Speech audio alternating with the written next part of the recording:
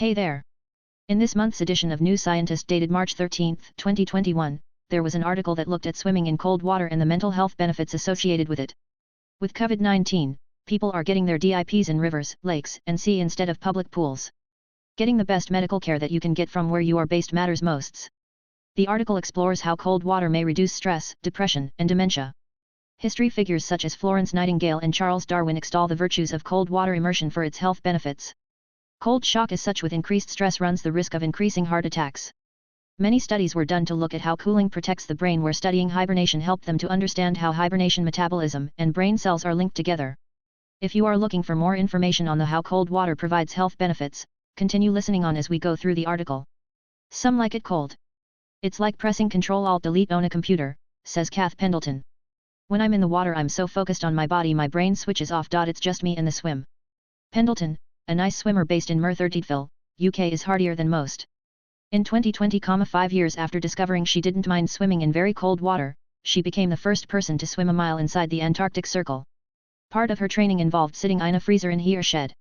She is far from alone in her enthusiasm for cold water, however. Thanks to media reports of the mental health benefits of a chilly dip and pool closures due to COVID-19, soaring numbers are now taking to rivers, lakes, and the sea, once the preserves of a handful of seriously tough year-round swimmers. An estimated 7.5 million people swim outdoors in the UK alone, with an increasing number swimming through the winter. Global figures are hard to come by, but the International Winter Swimming Association has seen a boom in registered winter swimmers around the world, even in China, Russia, and Finland, where water temperatures can drop below 0 degrees Celsius. But is there anything more to it than the joy of being in a tour, combined with the perverse euphoria of defying the cold? According to the latest research, the answer is maybe. Recent studies have begun to turn up evidence that cold water immersion may alleviate stress and depression and help tackle autoimmune disorders. It might even tap into a hibernation mechanism shared by all mammals to protect the brain, potentially offering new treatments for dementia. The idea that cold water can shock the body back to health isn't new. In Victorian Britain, the great and the good flocked to the spa town of Malvern to take the water cure, a treatment that involved being wrapped in cold wet sheets and taking regular cold showers and baths. Nursing pioneer Florence Nightingale credited it with restoring her health after the Crimean War. Charles Darwin believed it cured him of fatigue and stomach pains. "I feel certain that the water cure is no quackery," he wrote at the time. The practice fell out of favor in the 1870s, but now the popularity of getting cold to feel good is on the rise again, prompting scientists to start looking at whether it works. Much of the research so far has focused on the fact that plunging a warm body into cold water brings about some very predictable physiological changes, some of which may affect health. The first thing to happen is a cold shock response stimulated by cold receptors on the skin. Studies by Mike Tipton at the University of Portsmouth, UK, who researches the effects of extreme environments on the body, suggest that this response is strongest in waters with a temperature of around 10 to 15 degrees C. Below 8 degrees Celsius, the cold also triggers the skin's pain receptors. The aim of the response is to signal imminent danger. Water is so much more efficient than air attacking heat from the body, says Tipton. Cold shock is an exaggerated fight-flight response to alert the body to all the heat it's losing. During cold shock, concentrations of the hormone noradrenaline, which prepares the body for action, shoot up to more than 5 times resting levels, while levels of dopamine, a neurotransmitter involved in reward processing as well as adapting to shock, are more than doubled. It is no wonder that swimmers feel invigorated after a chilly dip. It's like an amphetamine rush, says Tipton. On the downside, cold shock also causes a strong involuntary gasp which is almost impossible to suppress, followed by hyperventilation. This is the body's way of trying to get more oxygen into the system to deal with the emergency it senses, say Tipton. If this happens when your mouth is submerged, however, there is a high chance of inhaling a lungful of water which could lead to drowning. Heart attacks are another risk at this stage, even for people without existing heart conditions. While the cold shock response revs up the nervous system, cold water on the face simultaneously triggers a diving response via the trigeminal nerve in the cheek, which slows down the heart rate and breathing. When the body tries to increase and decrease heart rate at the same time, the heartbeat can become dangerously irregular. Even if this isn't fatal on its own, it can incapacitate a swimmer for long enough to cause drowning. Survive the initial shock, however, and there is evidence that the benefits of cold water swimming come down to that familiar idea: what doesn't kill you makes you stronger. We know that chronic stress harms the body, not least by increasing levels of inflammation, which is linked to long-term health problems including heart disease, cancer, and depression. Acute stress, though, seems to do the opposite, allowing the body to habituate and become resilient to future stressors. This is a concept known as hormesis, and there is some evidence that building resilience to one kind of stress can help people adapt to another. In one study, volunteers who were immersed in cold water for 5 minutes showed an improved ability to exercise at low oxygen levels afterwards. When we train our body to respond to an acute stressor, we are building fitness of our stress response systems much like we would build a muscle, says Alyssa Eppleth, University of California, San Francisco. I believe that cold water is a beautiful way to build stress inoculation. The full picture of exactly how this kind of toughening response might work is still being established. Epple is working on a trial using the methods of Dutch cold water evangelist Wim Hof, also known as the Iceman, who advocates a mixture of ice baths, meditation, and breath control to build resilience and holds a number of world records for tolerating extreme cold. In 2014, researchers at Radboud University in the Netherlands investigated one of Hof's bolder statements that his regime can be used to control the immune system. They put his claim to the test, injecting him with a bacterial toxin that causes an immune response to see how his body would respond. Blood tests revealed that Hof's adrenaline levels were unusually high at baseline, peaked during the breathing exercises he uses to prepare for cold exposure and which he also did before the injection.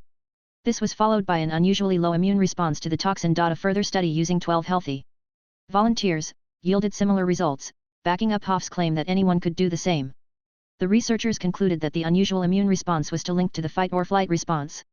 The very high levels of adrenaline correlated beautifully with higher levels of anti-inflammatory mediators, says Matthew G. Cox, who led the study. This in turn correlated with lower levels of pro-inflammatory markers. In 2019, Cox and his colleagues reported that Hof's intervention was safe for use in young people with rheumatoid arthritis. After 8 weeks, people who followed Hof's regime showed fewer symptoms and had lower inflammatory markers and a higher quality of life, says Cox. It isn't yet certain which aspect of Hof's technique gives rise to the effect. Cox's team has a study in the works to pick this apart, which should be published soon. Inflammation may also be relevant to the many anecdotal reports that cold water swimming helps to alleviate depression.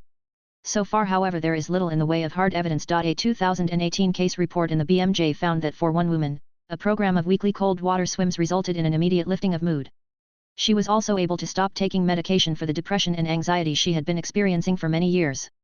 The team behind the case study is working on bigger trials in larger numbers of people with anxiety and depression.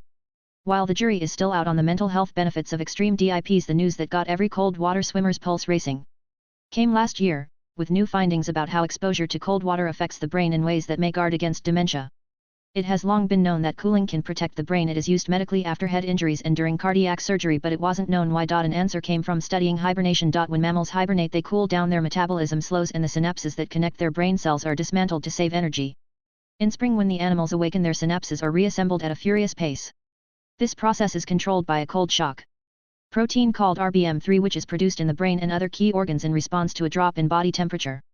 A loss of synapses is a key feature of dementia, so Giovanna Molluxi, who heads the UK Dementia Research Institute's Centre at the University of Cambridge, and her team wanted to see what effect cooling had on both RBM3 levels and synapses in mice with dementia-like symptoms. The results were striking. Cooling the mice, and hence boosting the levels of RBM3 in their brains, completely protects them from neurodegeneration, says Molluxi. Due to the ethical difficulties of inducing hypothermia in healthy people, Molluxi wasn't hopeful about repeating the study in humans. But after discussing her research in the media, she was contacted by Martin Pate, who swims at London's Parliament Hill Lido throughout the winter. Together they devised a study to test RBM3 levels in a group of 44 winter swimmers compared with a control group who practiced Tai Chi at the poolside, while the swimmers were in the water. The study, due to be published this year, found that the longer and more frequently that people swam in the water, which was between 4 and 14 degrees C, the higher their RBM3 levels. The cold shock protein wasn't found in the Tai Chi group. It is a very strong trend, says Molluxi. Molluxi didn't scan the swimmers' brains to measure their connectivity, but based on animal experiments, she speculates that increased RBM3 levels may have a measurable impact on their brains. My prediction would be that it's going to protect from brain cell loss and keep their synapse levels nice and boosted, she says. Molluxi is now researching the molecular pathway of RBM3's action to see if levels of this protein could be boosted by drugs rather than freezing temperatures. If so, it might one day be possible that the brain benefits of cold shock will be available in pill form, offering a new way to treat neurodegeneration. This would be good news not only for people with an understandable aversion to the cold, but also because it avoids the dangers of cold water immersion, both from the initial shock and the longer-term effects of hypothermia. Human survival depends on keeping core temperature between 36.5 and 37.5 degrees C. At 36 degrees Celsius or below, the body starts to shiver to generate more heat. If this fails and the core temperature drops below 35 degrees C, hypothermia sets in. If cooling continues, the result is unconsciousness and death. Even in ice-cold water, it takes around 30 minutes to reach the point of hypothermia, but, during this time, cooling of the nerves and muscles makes the limbs slower to respond to the brain's instructions. This explains why it can be so challenging to get dressed after a dip in the sea, and why it can also lead to serious consequences where even experienced swimmers become incapacitated and drown. Given these dangers, it is encouraging that there might be no need to cool to the core. Tipton believes that many of the benefits of cold water exposure come from the initial shock and changes in skin temperature. It may not even be necessary to chill the whole body. In studies he found that when volunteers immersed only the right side of the body in cool water and became acclimatized to the cold shock, their left side became acclimatized too. Perhaps cooling an even smaller part of the body, say a hand or foot, might be enough. Tipton plans to look into it. We don't yet know which areas it is important to cool and how long we need to cool them, he says. And while a quick paddle may not give you quite the same thrill as a full dip nor the same bragging rights on social media, the health benefits may turn out to be much the same.